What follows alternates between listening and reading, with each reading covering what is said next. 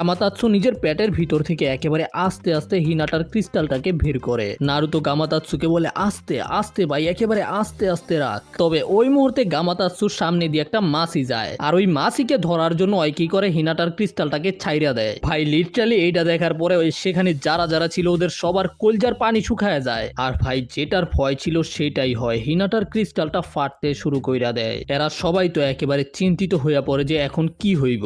আর ঠিক তখন সেখানে পাকুন চলে আসে। পাকুন বলে যে মনে হয় আমার দেরি হইয়া গেছে। পাকুন বলতে থাকে যে ল্যাবের মধ্যে শিনোর ওই পোকাটাকে ইন্সপেকশন করা হয়েছে, এতে কোনো সন্দেহ নাই যে এনিমি এক ধরনের ক্রিস্টাল স্টাইল জুৎসুর ব্যবহার করছে। গবেষণায় পাওয়া গেছে যে ওই পোকাটা একেবারে ভিতরে এবং বাইরে থেকে ক্রিস্টাল হইয়া গেছে গা। মানে গোরেনের কথাই সত্যি যে গোরেন যে কোনো জিনিসকে ক্রিস্টাল বানায় ফেলতে পারে। সাইয়ের সুপার বিস্ট স্ক্রু জুৎসুটাকেও সে ক্রিস্টাল বানায় ফেলছিল। আর এটা শোনার পরেই তুমি বুঝতে পারতাছো যে এই জুৎসুটা কত বেশি ভয়ানক হইতে পারে। আর এখন সবচেয়ে বেশি কনফিউজিং হইতাছে যে হিনাটার সাথে কি হইব। নারুতো কাকাশিকে জিজ্ঞাসা করে, আর কাকাশি ঠিকঠাক কোনো জবাব দিতেই পারে না। তাদেরকে যেভাবেই হোক আর যত তাড়াতাড়ি হোক ভিলেজের মধ্যে ফিরা যাইতে হইব হিনাটার এই ক্রিস্টালকে নিয়ে। কিন্তু তার আগেই তারা সবাই শব্দ পায় যে হিনাটার ক্রিস্টালটা আরো বেশি পরিমাণে ফাটতে শুরু কইরা দিছে। আর ওদের সবার সামনেই সেটা একেবারে চাকনাচুর হইয়া যায়। কিন্তু আমরা দেখতে পাই যে হিনাটা এখনো আস্থা আছে, মানে হিনাটা ওই ক্রিস্টালের সাথে চাকনাচুর হয় নাই। আর সাকুরা চেক করার পরে বুঝতে পারে যে হিনাটা এখনো বেঁচে আছে। ভাই লিটারালি এটা দেখার পরে আমার কলজা হাতে চলে আইছিল, আমি কি বলবো তোমাদেরকে। আর গামাতাৎসু বলে যে উফ, আমি তো এক সেকেন্ডের জন্য অনেক বেশি ভয় পাইয়া গেছিলাম গা। আর গামাকিচি বলে যে গাদার বাচ্চা, তুই একটা মাছির জন্য ওকে ফালাই দিছিলি। তবে কাকাশি দেখতে পাই যে শিনো তো অনেক বেশি চিন্তিত।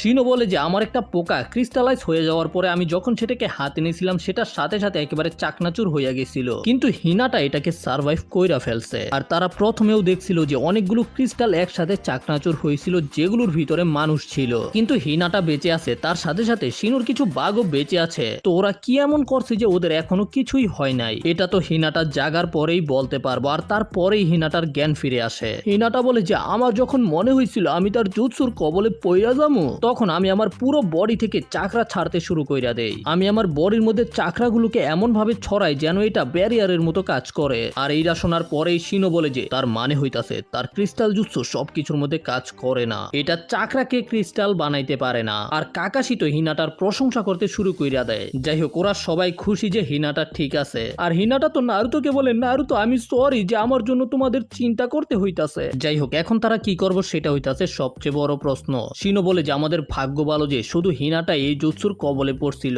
যদি হিনাটাকে ছাড়া অন্য কেউ হইতো তাইলে তার সানডে মানডে ক্লোজ হইয়া যাইত। হিনাটার বাঁচার একমাত্র কারণ হইতাছে হিনাটার চাকরা কন্ট্রোল। হিনাটা নিজের চাকরাকে খুব ভালোভাবে কন্ট্রোল করতে পারে। কিন্তু নারুতো করতেছে তাড়াহুড়া। নারুতো এখন গিয়ে ওই শত্রুর সাথে ফাইট করতে চায়। কাকাশি বলে যে আরে শান্ত হ ভাই, আমরা একটা প্ল্যান বানাবো, তারপরে কিছু একটা করবো। তো কাকাশি সাকুরা এবং সাইকে বলে হিনাটার সাথে থাকার জন্য। আর তারপরে দুইটা টিম বানায় শত্রুদের উপরে নজর রাখবো। আর এটা করার জন্য কাকাশি ওই কলাবাদুর গুলোকে ব্যবহার করবো, যেগুলো দিয়ে শত্রুরা ওদের উপরে নজর রাখ